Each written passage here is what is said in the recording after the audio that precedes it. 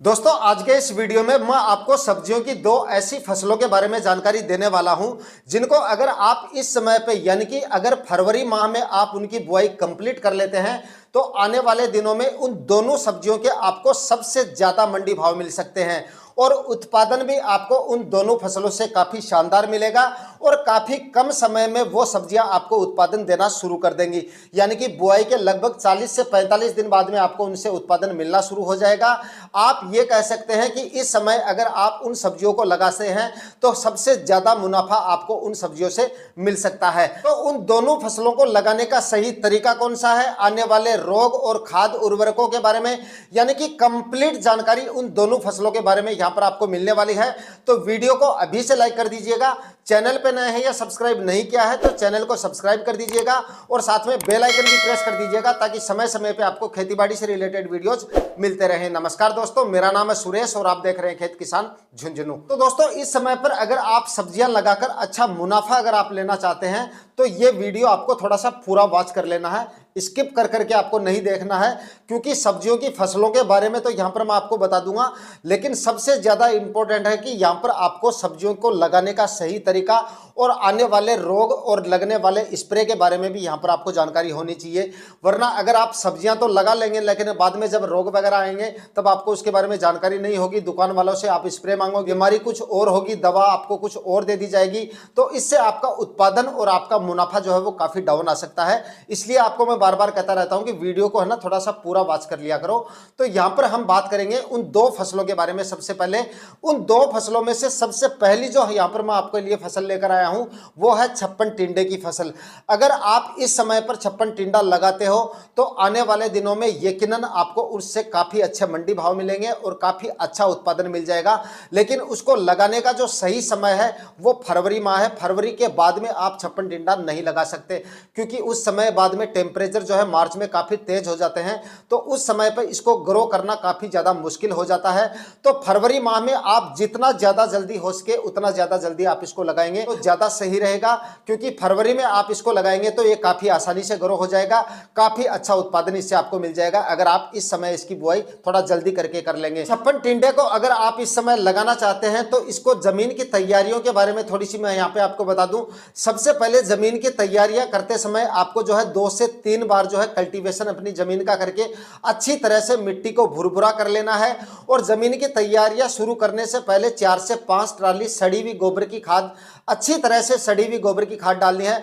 कच्चा गोबर अगर आपने डाल लिया तो आपकी जो फसल है उसमें जो है जड़ गलन वगैरह की समस्या आ सकती है, इसलिए कच्चा गोबर बिल्कुल भी नहीं डालना है। सड़ी हुई गोबर की खाद 3 से 4 ट्राली या 4 से 5 ट्राली भी आप डाल सकते हैं। गोबर की खाद आप जितनी अच्छी मात्रा में डालेंगे उत्पादन आपको उतना ही अच्छा मिलेगा, फसल आपकी उतनी ही अच्छी तरीके से ग्रो करेगी, उतना ही ज्यादा आपको उत्पादन मिलेगा।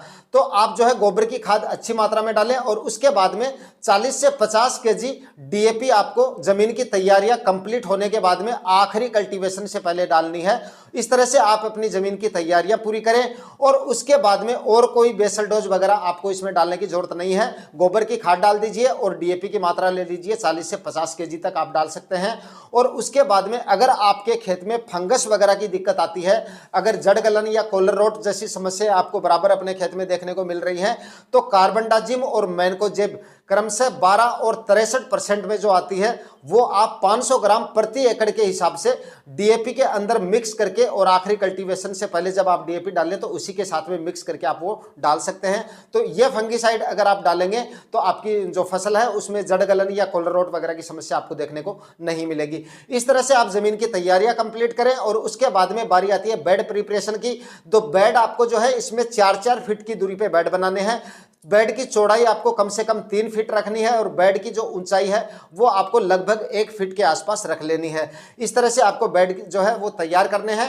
बेड से बेड की जो दूरी है वो आपको कम से कम 4 फीट तो रखनी है, 4-4 फीट की दूरी पे बेड बनाएं। बात करें दोस्तों अगर छप्पन टिंडे की फसल में प्लास्टिक मल्च के बारे में, तो अगर आपको इससे अच्छा उत्पादन लेना है तो यहाँ पर आपको प्लास्टिक मल्च जरूर लगानी चाहिए। वो आप पे डिपेंड करता है कि आप 21 माइक्रोन की प्लास्टिक मल्च लगाते हैं या 25 माइक्रोन की लगाते हैं। जो जो भी आपको अच्छा लगे वो आप लगा सकते हैं। बाकी आप 21 माइक्रोन की प्लास्टिक मल्च लगाएंगे तो उससे भी काम चल जाएगा, काफ़ी अच्छा मतलब रिजल्ट है इसका भी। तो वो आप 21 माइक्रोन की प्लास्टिक मल्च काम में ले सकते हैं। और कोई किसान भाई अगर प्लास्टिक मल्च नहीं लगाना चाहे तो वो बिना लगाए भी इसकी खेती कर सकते हैं, लेकिन गर्मियों में आपको सिंचाई जो है वो ज़्यादा रखनी पड़ेगी, खरपतवार वगैरह भी ज़्यादा होंगे। और 56 टिंडे की फसल में अगर खरपतवार ज़्यादा आएंगे तो आपकी फसल में रोग भी आपको ज़्यादा देखने को मिलेंगे। तो भाई अगर आप प्लास्टिक मल्च लगा लेंगे तो वो ज़्यादा सही रहेगा। बाकी अगर आपके खेत में खरपतवार कम होता है और अगर आप खरपतवार को मेंटेन करके रख लेंगे, सिंचाई अगर आप प्रॉपर करते रहेंगे तो आप बिना प्लास्टिक मल्च के भी इसकी खेती कर सकते हैं। तो दोस्तों अगर आप 56 टिंडा लगाना चाहते हैं तो यहाँ पर आप पाहुजा की डॉन 17 नाम से एक वैरायटी आती है, आप इसका सिलेक्शन कर सकते हैं। काफ़ी अच्छी और काफ़ी शानदार वैरायटी है और काफ़ी शानदार रिजल्ट आपको इसके मिल जाएंगे। इस वैरायटी का सिलेक्शन करके आप 56 टिंडे की खेती कर सकते हैं। बात करें अगर 56 टिंडे में आने वाले रोगों के बारे में, तो 56 टिंडे की फसल में वैसे तो रस चूसने वाले जो कीट होते हैं उनका अटैक तो शुरुआत में होता ही रहता है, हर फसलों में होता है और इस समय पर अगर आप लगाएंगे तो ये तो आपको देखने को मिलेगा ही। लेकिन 56 टिंडे में सबसे खतरनाक जो रोग होता है वो होता है फ्रूट फ्लाई अटैक, यानी कि फल मक्खी का जो अटैक होता है वो सबसे ज़्यादा होता है और उसी की वजह से आपकी फसल जो है वो काफ़ी ज़्यादा प्रभावित हो जाती है। तो इसके लिए आप जो है अपने खेत में जगह जगह पे फेरोमोन ट्रैप लगाएं और फल मक्खी जो ट्रैप होते हैं वो भी आपको जगह जगह पे लगा देने हैं। 1 एकड़ में 20 से 30 जो है फल मक्खी ट्रैप आप लगाएं। इससे ज़्यादा भी लगाना चाहे तो ज़्यादा लगाएंगे तो वो ज़्यादा सही रहेगा। स्प्रे आपको कम निकालने पड़ेंगे, हालांकि स्प्रे तो आपको फिर भी निकालने पड़ेगा। आप फल मक्खी ट्रैप नहीं लगाते हैं तब आपको और ज़्यादा स्प्रे निकालने पड़ते हैं और अगर आप अच्छी क्वांटिटी में फल मक्खी ट्रैप लगा देंगे तो आपको कम से कम स्प्रे निकालने पड़ेंगे। अब बात करें अगर दोस्तों दूसरी फसल के बारे में, तो यहाँ पर आप दूसरी फसल में देसी टिंडसी को ले सकते हैं। इस समय पर अगर आप देसी टिंडसी लगाएंगे तो उसके भी आपको मंडी भाव जो है वो काफ़ी शानदार मिल जाएंगे। इस समय पर अगर आप देसी टिंडसी लगाते हैं और जिस समय पर आपकी टिंडसी मार्केट में आएगी उस समय टिंडसी के मंडी भाव काफ़ी शानदार मिलेंगे आपको। वैसे तो टिंडसी के मंडी भाव हर समय तेजी रहते हैं क्योंकि मंडियों में इसकी आवक जो होती है वो कोई ज़्यादा नहीं होती है, काफ़ी कम किसान होते हैं जो इसकी खेती करते हैं और हर समय इसकी जो मंडी भाव होते हैं वो काफ़ी शानदार रहते हैं और उत्पादन भी इससे आपको काफ़ी शानदार मिल जाएगा। तो आप देसी टिंडसी भी लगा सकते हैं। लगाने का सही तरीका सेम है, जिस तरह से आप 56 टिंडे की खेती करने का तरीका मैंने आपको बताया है उस तरीके से आप इसकी खेती कर सकते हैं। यानी कि बेसल डोज में आप गोबर की खाद ले सकते हैं, थोड़ी सी आप DAP डाल सकते हैं और उसके बाद में 2 से 3 कल्टीवेशन करके और बेड बनाकर आप इसकी खेती कर सकते हैं। बाकी अगर जो किसान भाई बिना ड्रिप इरिगेशन के इसकी खेती करना चाहे तो देसी टिंडसी की खेती आप ड्रिप इरिगेशन के बिना भी कर सकते हैं, यानी कि फव्वारा विधि से भी आप इसकी खेती कर सकते हैं। जिन किसान भाइयों के पास में ड्रिप इरिगेशन की सुविधा नहीं है और फिर भी सब्जियां लगाना चाहते हैं तो आप जो है देसी टिंडसी लगा सकते हैं। फव्वारा विधि से भी आप इसकी खेती करके काफ़ी शानदार उत्पादन ले सकते हैं।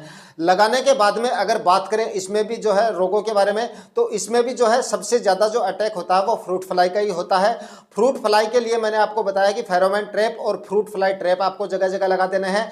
और इसके बाद में बात करें अगर इन दोनों फसलों में होने वाले स्प्रे के बारे में, यानी कि फ्रूट फ्लाई के लिए यहाँ पर आपको स्प्रे कौन से काम में लेने हैं, यानी कि फ्रूट फ्लाई ट्रैप लगाने के बाद में अगर फ्रूट फ्लाई का कंट्रोल नहीं होता है तो यहाँ पर आप जो है बायर कंपनी की सोलोमोन नाम करके एक इंसेक्टिसाइड आता है वो आप काम में ले सकते हैं, जिसके अंदर बीटा साइफ्लुथ्रिन और एमिडाक्लोप्रिड होता है जो कि फल मक्खी को काफ़ी आसानी से कंट्रोल कर लेता है। इसको आप जो है स्प्रे में काम में ले सकते हैं। इसके डोज की यहाँ पे अगर हम बात करें तो 10 से 12 ग्राम प्रति 15 लीटर स्प्रे टैंक के हिसाब से आपको काम में लेनी है और इसका स्प्रे आपको तब करना है जब आपकी फसल जो है फ्रूटिंग अवस्था में आ जाए, यानी कि जब फल बनने शुरू हो जाए तभी से आपको इसका स्प्रे कर लेना है। या फिर आपने अगर फ्रूट फ्लाई ट्रैप लगा रखे हैं और फ्रूट फ्लाई का अटैक नहीं दिख रहा है तब आपको स्प्रे लेने की जरूरत नहीं है। जब आपको ऐसा लगे कि फ्रूट फ्लाई का कंट्रोल नहीं हो रहा है, स्प्रे करना पड़ेगा, तब आप इसका स्प्रे कर सकते हैं और स्प्रे आपको हर 10-12 दिन से करते रहना है। 10-12 दिन से अगर आप स्प्रे करते रहेंगे तो फल मक्खी की वजह से आपके फल जो है वो ज़्यादा खराब भी नहीं होंगे, उत्पादन भी आपको काफ़ी अच्छा मिलेगा और मुनाफा भी इन दोनों फसलों से आपको काफ़ी अच्छा मिल जाएगा। तो दोस्तों आज के वीडियो में दी गई जानकारियाँ इंफॉर्मेटिव लगी तो वीडियो को लाइक शेयर कर दीजिएगा। चैनल पर नए हैं तो सब्सक्राइब जरूर करके जाइएगा। मिलते हैं किसी नए वीडियो में नए टॉपिक के साथ, तब तक के लिए जय हिंद।